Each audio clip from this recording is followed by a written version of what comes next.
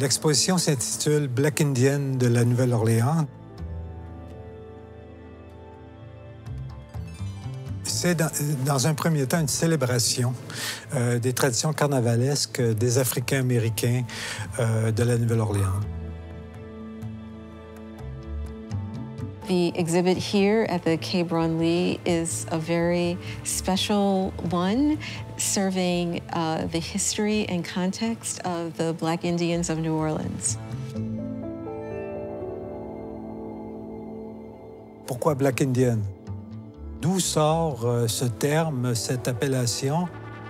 The enslaved people who came to Louisiana interacted with the Native American people, having children together, learning each other's culture, sharing food ideas and food ways, and also there was a similarity and familiarity with each about how they would sing and drum and dance for ritual events.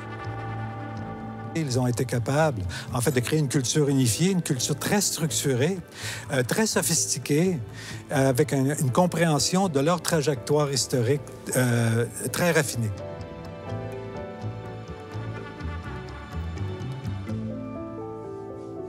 Il y a une ligne chronologique de la période qui précède l'arrivée européenne en Amérique du Nord dans cette région, l'impact de l'arrivée européenne, les débuts de la création de la ville de la Nouvelle-Orléans jusqu'à le gouvernement du président Trump. Il est rare qu'on puisse suivre une trajectoire culturelle dans son façonnement. C'est rare. Mais dans le cas de ceux qui sont devenus des Africains-Américains, on peut suivre leur histoire presque pas à pas, puisque nous l'avons débuté, nous l'avons provoqué. Ce sont des gens qui regardent leur passé tout le temps. Très souvent, ils vont vous parler de 4, 5, 6 générations en arrière. Ils ont une préoccupation de regarder par-dessus leur épaule vers le passé. Alors, cette expo était un peu cette intention de montrer ce regard, un regard qui est à la fois honnête et lucide sur leur réalité.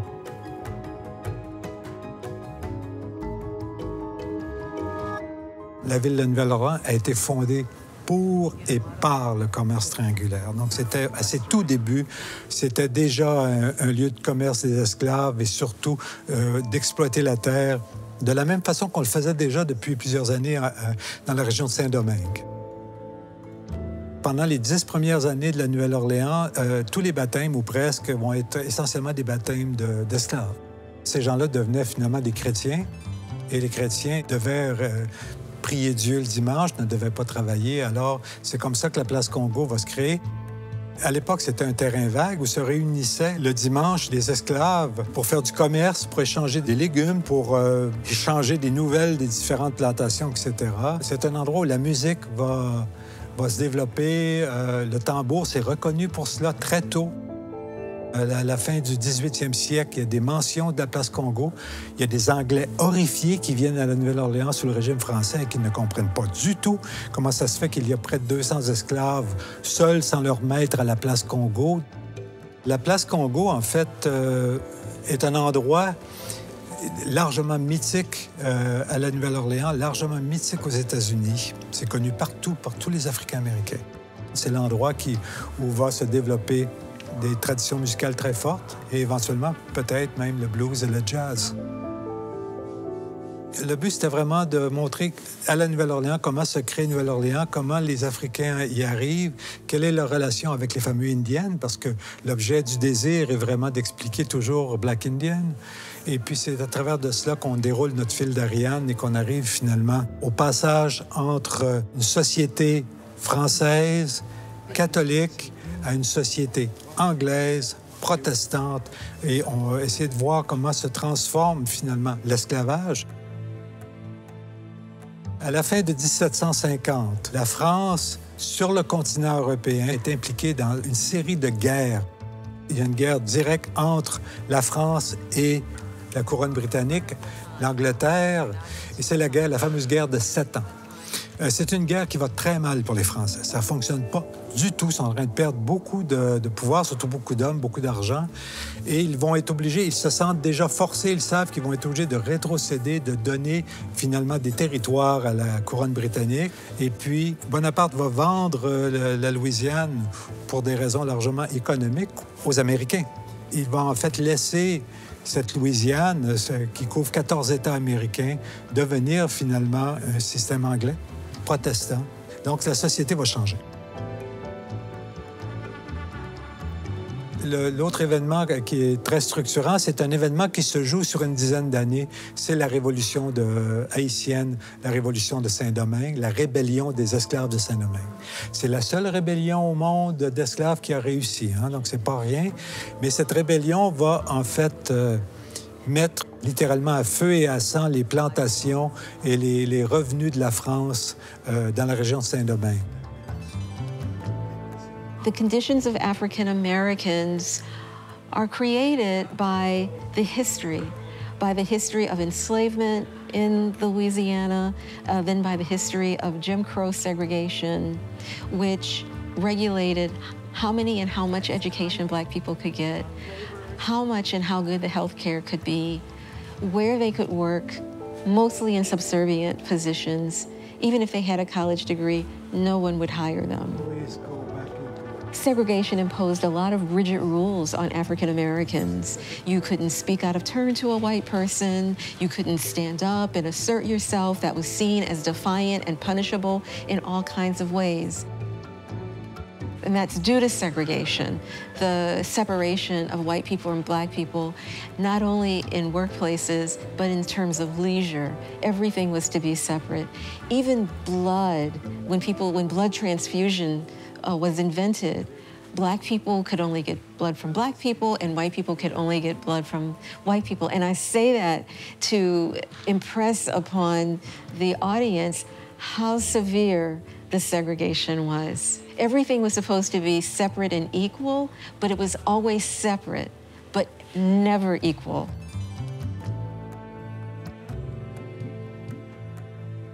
C'est une solitude, je dirais, qui est vécue par plusieurs groupes aux États-Unis sous cette vision protestante puissante du blanc, je dirais, américain. On le retrouve encore aujourd'hui, ça ne s'est pas éteint, c'est demeuré très important. Alors, dans l'exposition, on a aussi bien essayé d'expliquer cette notion, mais avec des artistes, avec des penseurs qui sont de d'autres groupes. Par exemple, il y a Vincent Valdez qui montre une toile très importante, qui montre des mangues du KKK représentés sur 9 mètres de longueur.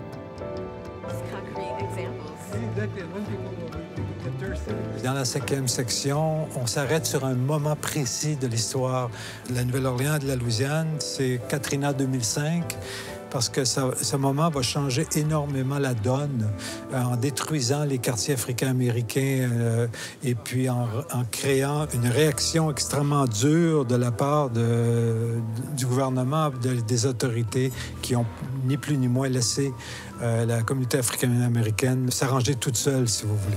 Donc, c'est un moment, en fait, qui montre très bien ce rapport entre une société d'un caractère hégémonique et les relations avec un groupe largement opprimé tel que ceux des Africains-américains. The destruction of New Orleans caused by Katrina made people fear that the traditions that they had come to love would have been destroyed if the people didn't come back and invest in them. So it caused a renaissance. And there was a general re-embrace of these traditions to make sure that they could be enjoyed and that their children would understand these traditions and continue them. S'il y avait 3 mots à choisir pour décrire l'expo, ce serait art, spectacle et spiritualité. C'est ainsi qu'on a appelé cette pièce. Ici, nous montrons en fait des costumes qui ont trait à des traditions différentes, mais toutes faisant partie de ce grand système qui est le spectacle des Africains-Américains. From the very beginning, all of the regalia that they would wear and the accessories would always be handmade. Because they were experiencing segregation and lack of employment options, they didn't have access to the highest quality materials, so they used materials that were readily available in their environment. Suits usually take a year to make. In the beginning, the suits were destroyed because they were of these biodegradable objects, fish scales and feathers that they got off, the local fowl that were around. And so, of course, everything would disintegrate. The baby dolls were part of the Black masking context. They were a group of men and women who would parade in little short skirts, just like you would see a baby doll. And they would chant in Creole. They would chant all kind of defiant songs like, "I'm gonna quit my job," and the things about how beautiful and sexy they were. And they would chant wonderful things about themselves in total opposition to how society actually saw them. The Mardi Gras Indians exist in a context of that kind of cultural minimizing and diminishment, and in that, they made themselves larger than life. Bigger. These suits are huge. The suits are also more beautiful than any of the houses that any of them come out of. So what they're doing is creating a sense of themselves as large, as important, as vibrant, more beautiful than their circumstances. So it's sort of like the lotus in the swamp. The beautiful thing comes from that thing which tried to denigrate them and just exists in its own beauty. The exhibition is extremely special because we want people who are part of our history, and the French people are part of the history of Louisiana. It's important for the French people to understand what their legacy has been, the system of oppression that was put in place, how people had to live with it and deal with it for centuries to come.